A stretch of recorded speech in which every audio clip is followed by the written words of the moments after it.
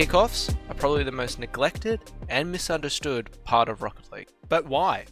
Well, today we're going to explore this, as well as improving your kickoffs and even making them the most dangerous part of your Rocket League game. Whenever I ask people what makes a good kickoff, I always get the same response, which is you have to win the kickoff. And it couldn't be more wrong. This is because the aim of a kickoff is not necessarily to beat the opponent, but to gain possession afterwards.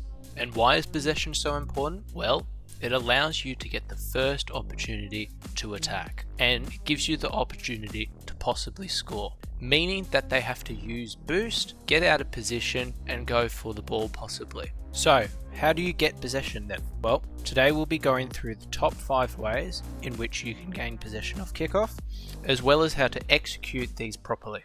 The first way is winning the kickoff in a way which allows you to follow up on the ball. To do this, you will have to get both the ball and your car to ricochet in the same direction. How do you do this? Well, as an example, if you want the ball to go to the left, you will angle your car to the right of the ball and flip into the left. This makes the ball pinch into the left and also allows your car to recover. Obviously, reverse the controls if you're wanting to pinch it to the right. The key with this is to use air roll when you're hitting the ball. If you want further information on how to do this, feel free to check out my previous video. Another strategy is to use a single jump, wait for the ball to pinch, and then wave dash towards the ball. The key with this strategy is to hit the ball directly in the center. This allows for what's called a neutral 50, which is easier to recover from. Another tip to recover is to stop pressing boost once you've flipped. And the reason you might do this is because once you've flipped, you will be at supersonic speed, and therefore there is no need for you to actually use any more boost. And this will allow you to recover and get to the ball quicker. The next strategy is 50-50 to a teammate. Much like 50-50 to yourself, 50-50 to a teammate relies on you being able to 50 the ball to either the left or the right, depending on which way your teammate wants it. The key to this is looking at your opponent. If the opponent is going to the left of the ball and you're wanting to get it to the right, then you will also go to the left of the ball so that it 50s to the right. You want to create a wedge between you and the opponent, which will pinch it towards the direction you want. So obviously, if you want to pinch it to the left, you go to the right of the ball. It's also important not to pinch it too hard, because this is harder for your teammate to follow up. An easy way to fix this is to flip using the roof of your car. This will block the ball from pinching upwards.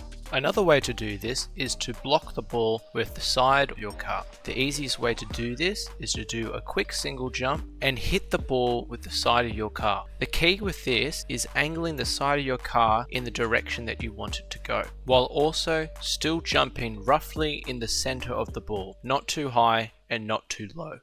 The next strategy is delaying the kickoff. Delaying the kickoff allows the opponent to hit the ball into you, and depending on which way you angle your car, it will be a free hit for you. To delay a kickoff properly, you have to create space between you and the ball. And the way you do this is by tapping the brakes slightly for half a second before you hit the ball. This creates a gap which allows for the opponent to hit the ball into your car. It is important not to create too big a gap, because this can result in them being able to hit it right past you, or can create unnecessary pinches. For this strategy, do not flip into it as you normally would. Instead, side flip into the ball so that it ricochets to the side of your car. This is because we are redirecting it to our teammate and not necessarily trying to win the 50-50. And of course, the most important part of this is that you have to let your teammate know that you're doing this. Without your teammate, you're just simply losing the ball. So it's vital that you communicate what you're doing. Next, we'll talk about faking the ball. The sole purpose of faking the ball is to trick your opponent into hitting it towards either you or your teammate, and this will set up an attack. The key to this is making it look like you're going for the ball without actually going. There are two main ways of doing this. The first way is by flipping forward and then turning around quickly. This is because from the opponent's perspective, it looks like you're flipping towards the ball, and by the time they actually reach it, it's too late. And the second way is to dodge to the side right before you're about to hit the ball, leaving the ball to be hit into your teammate like the other strategy. The key with both of these strategies is to make it look convincing. So you have to flip towards the ball in the first scenario, and you have to leave roughly 1 car length for the second scenario. Without this, these strategies do not work. The final strategy is to use variations of previous strategies discussed in this video. This includes Spanish kickoffs, kickoff plays, and other kickoffs discussed by other YouTubers. I will talk about the top 3 which I've found the most useful. The first is a variation of the Spanish kickoff, which essentially involves the same faking technique, except you go for a demo afterwards. Why is this important? Well, the idea is that the opponent has just hit the ball into your teammate, and your teammate is looking to counter. So if you've demoed the only person that's sitting in their net, you now have an open goal to shoot with. However, this kickoff only works if the opponent cheats up. If they don't cheat up, just go for one of the side boosts instead. The next variation is the double kickoff. The idea behind this is that both you and your teammate go for kickoff on the diagonals, and this means that you will have a bigger surface area and are more likely to win the 50-50. I would not recommend using this in 2v2 because you are leaving your net wide open. However, in 3v3 this strategy is highly effective and can win you way more kickoffs.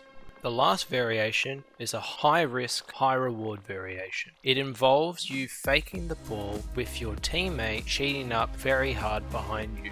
The point of this is that the opponent is going to hit the ball directly into your teammate, and it will clear into their half where you can possibly follow up. This is very risky because if the ball gets past your teammate, it's going to be a free goal. So only use this on the off occasion to surprise the opponents. The idea with these variations is to mix them up with the other strategies we've discussed in this video. This makes your kickoffs more unpredictable. And that's ultimately the most important thing with a kickoff. This not only confuses the opponent, but can win you the ball, win you boost, and win you territory. Think of this video as a good guideline as to how to approach kickoffs in Rocket League. So next time you're on kickoff, just think about the things discussed in this video. And hopefully you understand a bit more about kickoffs in Rocket League.